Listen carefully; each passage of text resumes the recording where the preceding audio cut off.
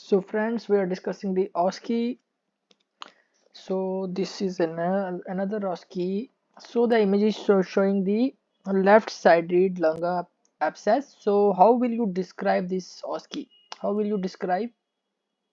So you will say, the examiner asks what is this? Then you will say this is the PA view of the chest. This is the PA view of the chest showing a big cavity occupying the left side left-sided mid and lower zone, left-sided mid and lower zone with thick, rough and shaggy inner walls. With thick, rough and shaggy inner wall. The cavity is circular. The cavity is circular. The lower homogeneous opacity with the horizontal level. The lower homogeneous opacity with the horizontal level indicates the fluid inside the cavity, and hypertranslucency divide of lung marking above the fluid level indicates air within the cavity. Rest of the lung fields are clear. Trachea and cardiac apex is in normal position. Other points are within normal limit. Air fluid level is the hallmark of lung abscess. So there is air fluid level which is the hallmark of lung abscess. Lung abscess is localized parenchymal destruction due to suppuration within the lung. So what is lung abscess? Lung abscess is localized parenchymal destruction due to suppuration within the lung. So again, how will you describe? You will say this is the PO view of the chest. This is PO view of the chest showing a big cavity occupying the left, mid and lower zone with thick, rough and inner shaggy wall. With thick, rough and shaggy inner wall. The cavity is circular. The cavity is circular. The lower homogeneous opacity with the horizontal level indicates the fluid inside the cavity, and the hypertranslucency divide of lung markings above the fluid level indicates the air within the cavity. Rest of the lung fields are clear. Trachea and cardiac apex are within normal position. Other points are within normal limit. Air fluid level is the hallmark of lung abscess. Lung abscess is localized parenchymal destruction due to suppuration within the lung. So our conclusion is it is left-sided lung abscess. It is left-sided lung abscess. Then what are the differential diagnoses of this X-ray? So differentiate between the causes of horizontal fluid level seen in the X-ray plate are. So what are the causes of horizontal fluid level in the X-ray? You will enumerate that. So the differential diagnosis for this X-ray, you will say lung abscess. First is lung abscess. The differential diagnosis of horizontal fluid level on the chest X-ray. First is your lung abscess. Then lung abscess is associated with the inflammation and necrosis of the lung tissue. Then second differential could be hydropneumothorax, hemopneumothorax, pyopneumothorax, loculated variety. Hydropneumothorax, pyopneumothorax, and hemopneumothorax of localized variety. Then cardiospasm are eclasia cardia. Eclasia cardia is also the differential of horizontal fluid level, eclasia cardia. Then diaphragmatic hernia, infected lung cyst, carcinoma of the esophagus. Then hydropneumopericardium. So these are the differentials.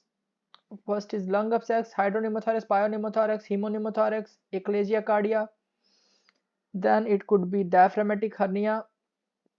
Then it could be infected lung cyst. Then it could be carcinoma of the esophagus, CA esophagus. Then hydropneumopericardium.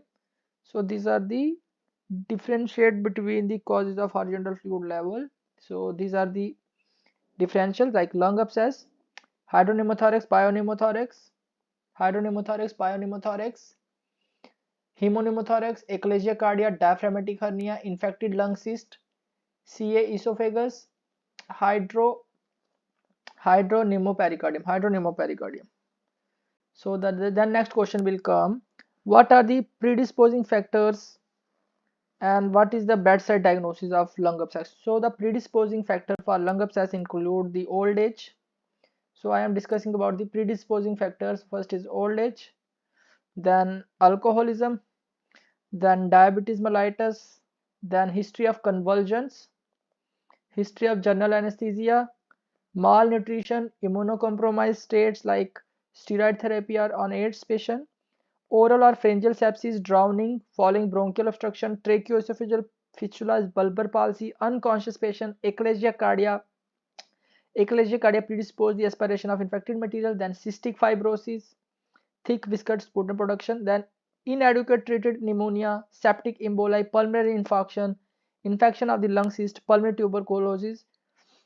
So I again repeat the predisposing factors. First is old age, alcoholism, diabetes patient having convulsion, patient on general anesthetic, then immunocompromised patient on steroid therapy or patient of HIV/AIDS, patient with cystic fibrosis, then inadequately treated pneumonias, septic emboli, pulmonary infarction, infected lung cyst, pulmonary tuberculosis, pharyngeal sepsis, tracheoesophageal fistula, bulbar palsy, unconscious patient. All these are the predisposing factors for developing the lung abscess. So you remember old age, alcoholism, diabetes, convulsion, general anesthesia, immunocompromised, cystic fibrosis. Then specific infection by strep pneumonia and staph aureus and Klebsiella, different fungi can cause the lung abscess. Then obstruction by bronchogenic carcinoma, foreign body, bronchial adenoma, and large lymph node. Then spread can occur from localized liver abscess or subphrenic abscess. Hematogenous spread from septicemia. Then pelvic abscesses. Then how will you diagnose the bedside?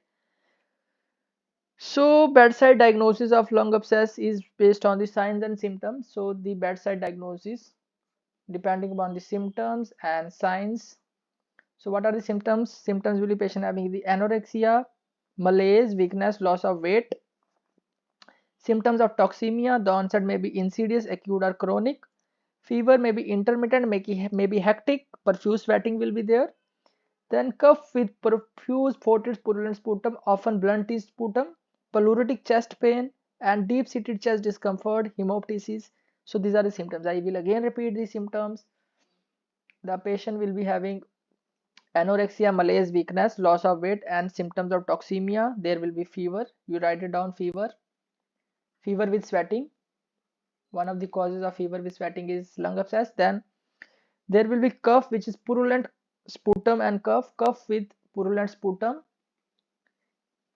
Purulent sputum will be there. Then there will be pleuritic chest pain.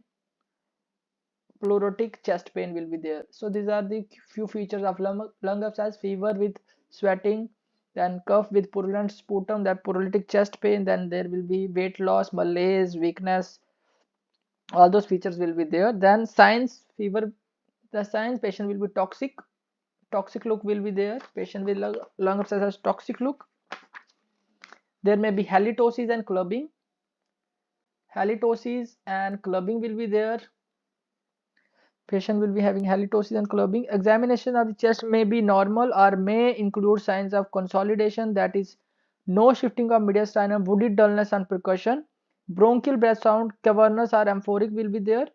Pleural rub, coarse crepitation, often post-tussive crepitation with increased vocal resonance. Sometimes features of empyema thoracis may be found. So patient will be toxic, patient will be having halitosis. So patient will be having toxic halitosis, clubbing will be there. Then the features on lung abscess, there could be examination of the chest will reveal the signs of consolidation. You will say signs of consolidation are there is no mediastinal shift, woody dullness, very important. You get in consolidation, you get woody dullness, same woody dullness in the lung abscess.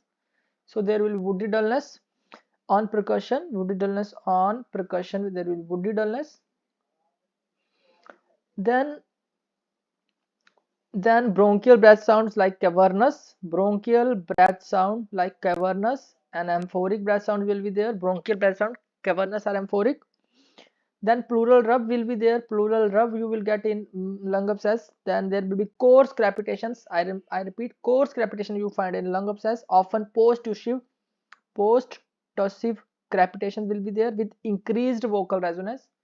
increased vocal resonance.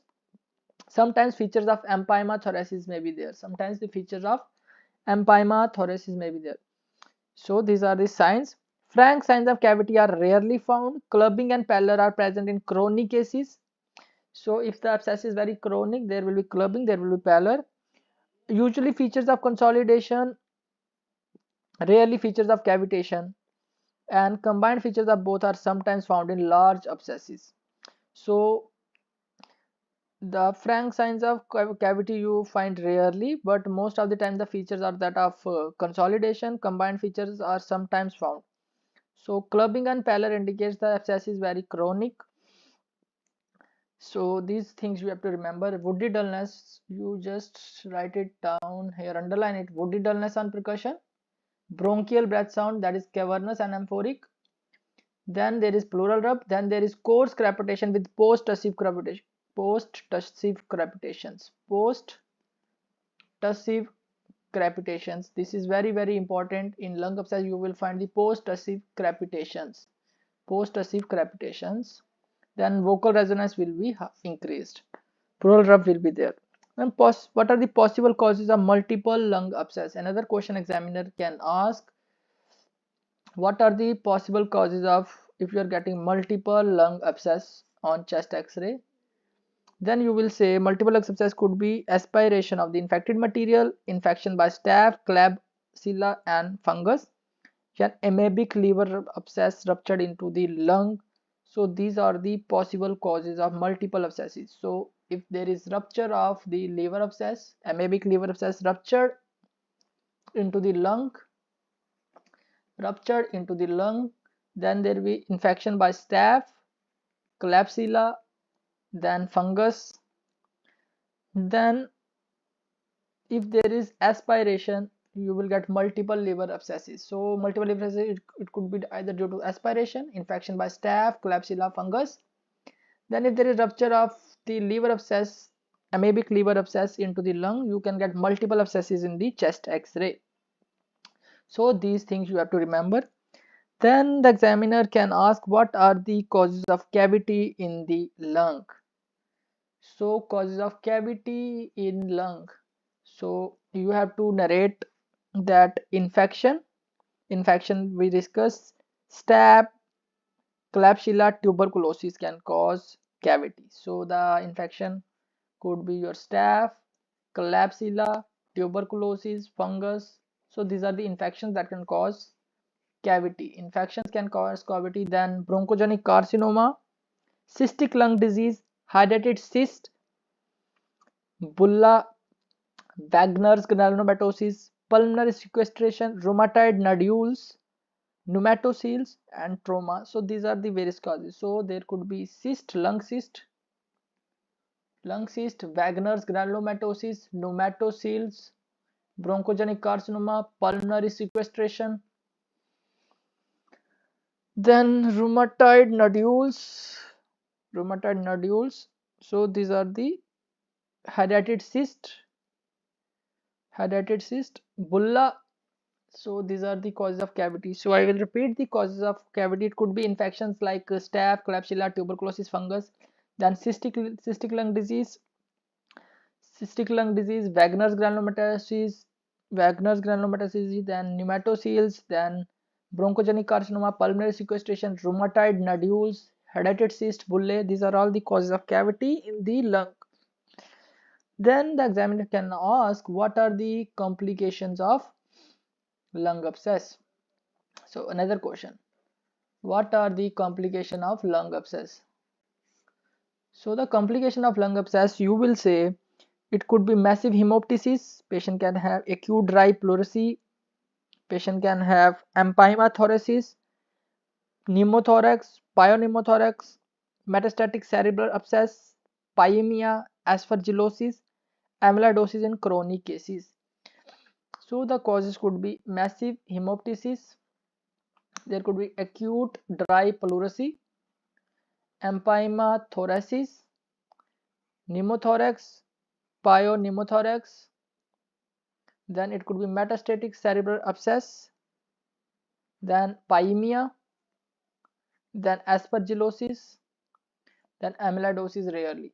So these are the complications of the lung abscess. What are the complications? It could be the massive hemoptysis, acute dry pleurisy, empyema pneumothorax, multiple cerebral abscesses, pyemia, aspergillosis, amyloidosis. So these are the complications of the lung abscess. Then the differential diagnosis of cavity containing the air or fluid. Cavity containing the air or fluid. So if there is a cavity with shaggy wall, what are the differential? Cavity with thin wall, what are the differentials? Then very small cavity with thick wall. So thick wall cavity, you remember bronchogenic carcinoma. Thick wall cavity, bronchogenic carcinoma. So now we'll discuss the shaggy walls. If the wall is shaggy, what are the possible causes? The shaggy wall could be lung abscess, it could be bronchogenic carcinoma, it could be tuberculous cavity.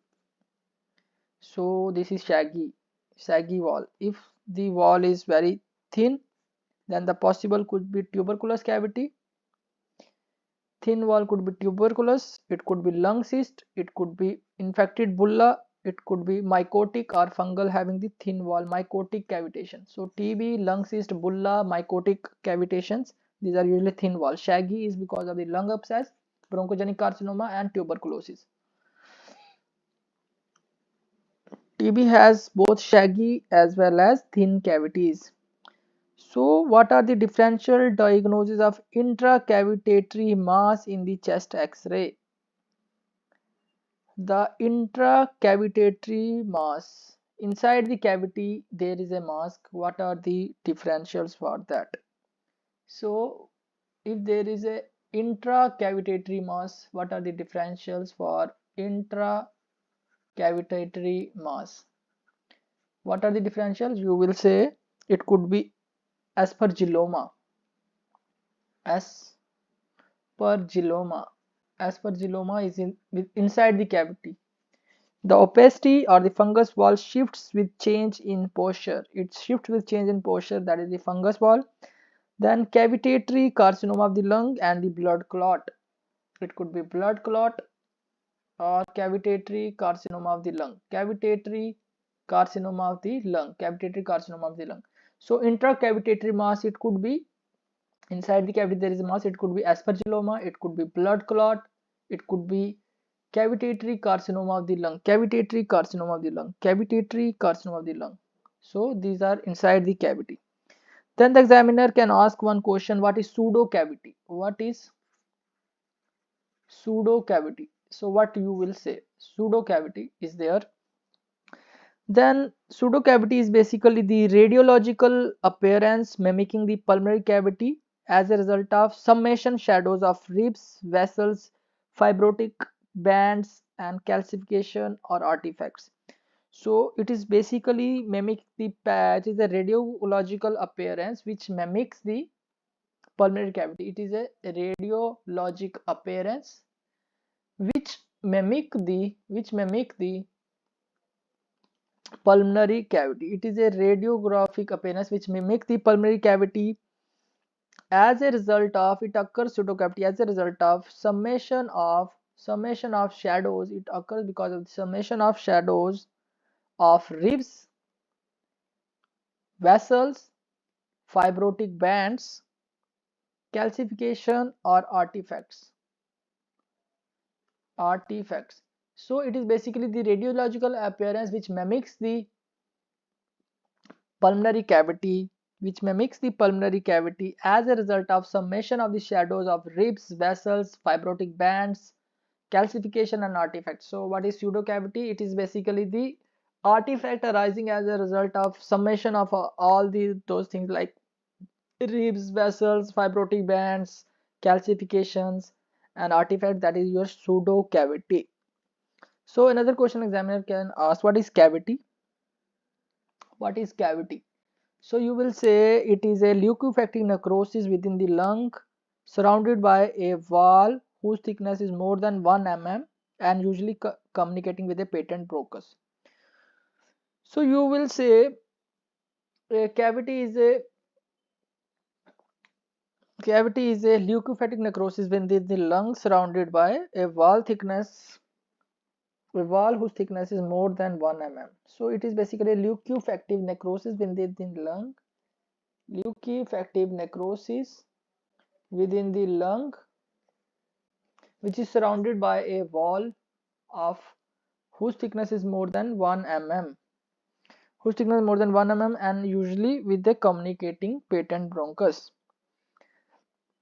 So it is basically leukophatic necrosis within the lung surrounded by a wall whose thickness has more than 1 mm and is usually communicating with a patent bronchus. So this is cavity. So important things to note: bronchiectasis mimics lung abscess clinically. In bronchiectasis like lung abscess, there is profuse and forted sputum with clubbing and presence of crepitation. To differentiate, in bronchiectasis the patient has no fever, non-toxic, and predominantly there are basal crepitations. So how will you differentiate between a lung abscess and bronchiectasis? The bronchiectasis patient usually doesn't have fever and usually they are non-toxic and they are predominantly there are basal crepitation, while in lung abscess you can get crepitations at the site of abscess usually, but in bronchiectasis the patient has no fever, non-toxic, and the crepitations are predominantly basal.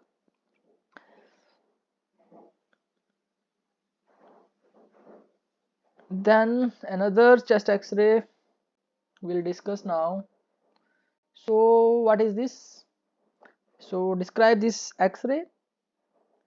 You will say this is a homogeneous opacity of left hemothorax. It is showing this is a white, complete white. This is a homogeneous opacity of left hemithorax as you are seeing. So how will you describe? You will say this is a PA view of the chest. This is the PA view of the chest I am describing. So this is the PA view of the chest. This is PA view of the chest, which shows homogeneous opacity of whole of the left chest, of whole of the left chest. Left costophrenic angle is obliterated, left costophrenic angle is obliterated, and the mediastinum is shifted to the right side, the right lung apparently shows no abnormality,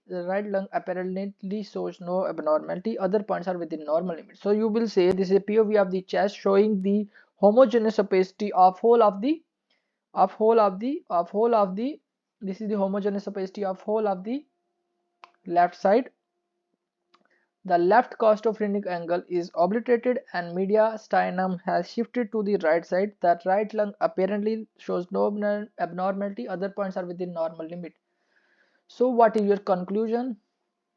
So the conclusion is the causes of unilateral dense homogeneous opacity or so the various possible possibilities for unilateral density. You will tell that if you are getting a complete whiteness on the left side, complete homogeneous opacity, then the differential could be massive pleural effusion.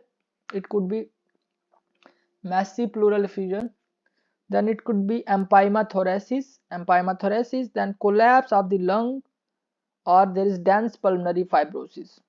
Collapse of the left side of the lung or dense pulmonary fibrosis, or it could be consolidation, massive consolidation, or it could be thickened pleura, it could be thickened pleura, or it could be pleural mesothelioma or large pulmonary growth. It could be pleural mesothelioma or large pulmonary growth, or it could be agenesis of the lung, or it could be pneumonectomy, or it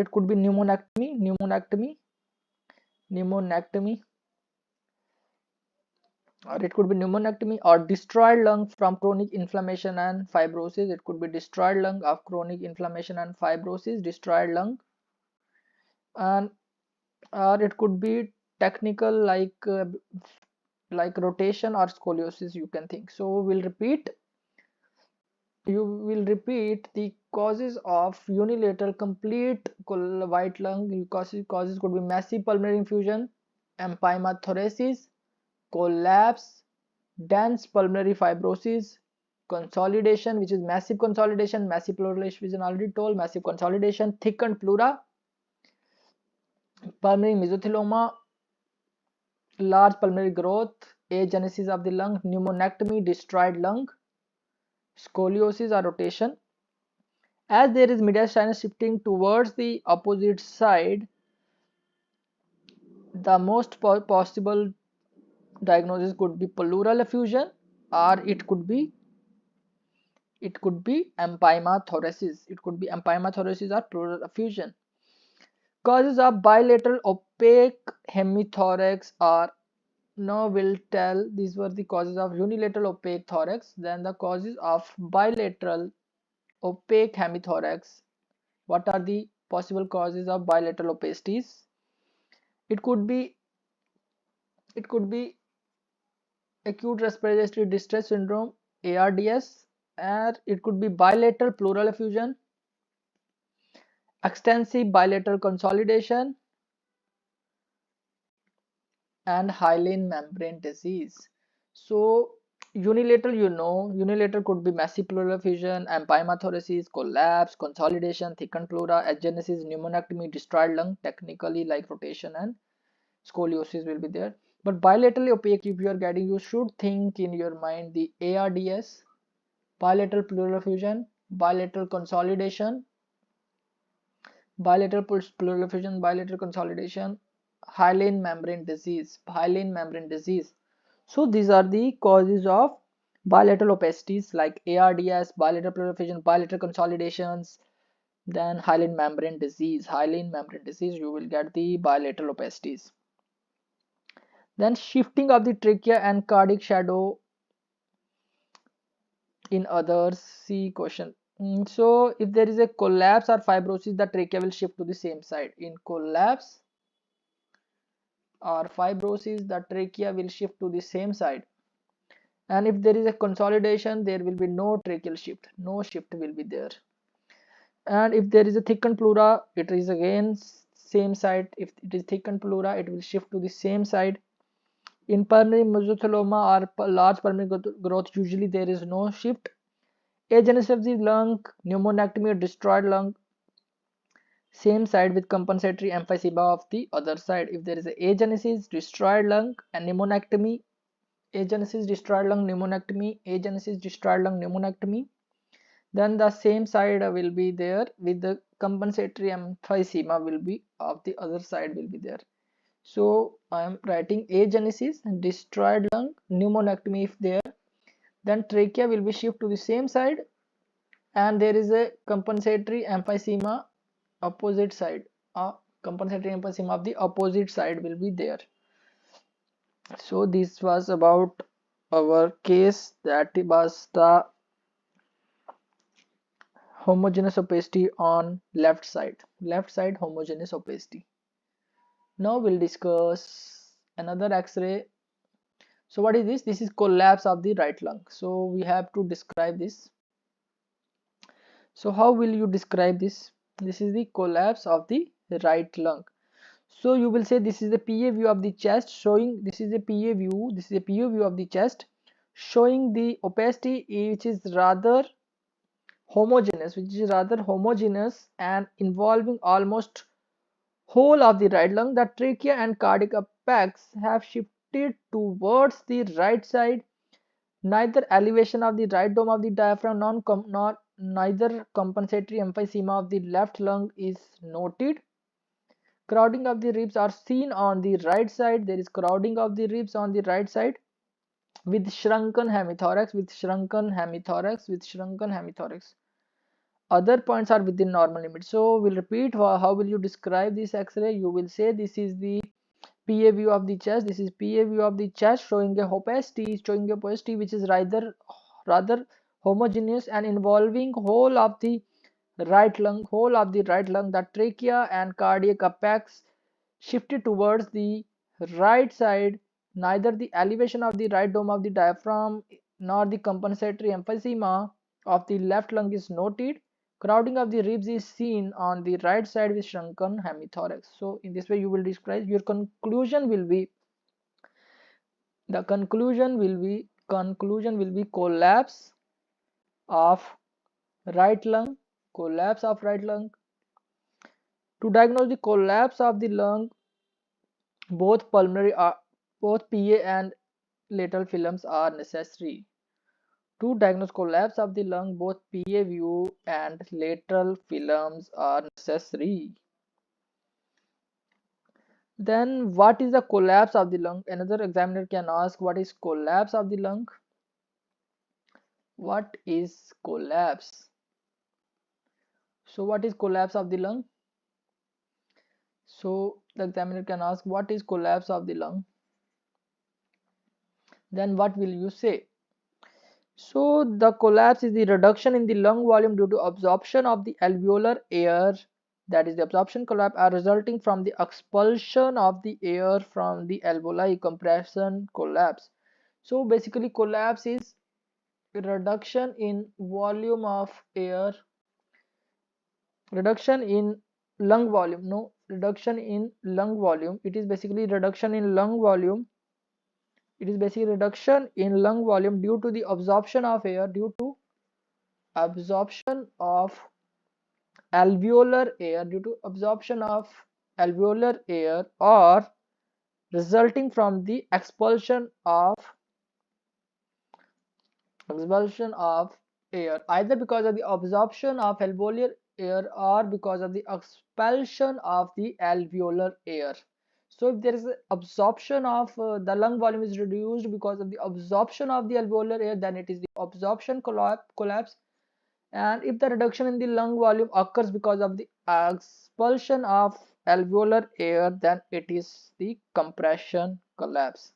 So what is collapse? Collapse is basically the reduction in the lung volume, which could either be due to the absorption of alveolar air or due to the expulsion of the alveolar air. If there is absorption of the alveolar air, then it is absorption collapse, and if there is expulsion of the alveolar air, then it is compression collapse.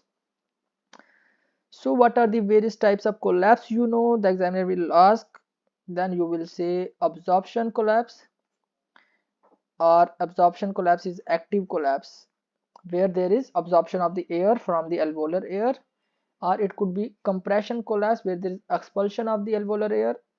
It is also the passive collapse. A for absorption and A for active. Then other will be passive collapse. Then there is one more collapse, that is the infarction collapse. Infarction collapse. So there are three types of collapse: absorption, compression, and infarction collapse. Infarction collapse you get in pulmonary thromboembolism. While the absorption is the active collapse you will get when there is mucus plug foreign body bronchogenic carcinoma is there in the bronchus. There could be mucus plug foreign body or bronchogenic carcinoma. Mucus plug foreign body or bronchogenic carcinoma. And compression collapse you get in features due to pleural effusion, pneumothorax or hydropneumothorax. So compression collapse is because of the pneumothorax, hydropneumothorax, pleural effusion, and that of absorption collapse is because of the mucus plugs, foreign body, and bronchogenic carcinoma. Mucus plug, foreign bodies, and bronchogenic carcinoma causes your uh, absorption collapse. So then what are the features of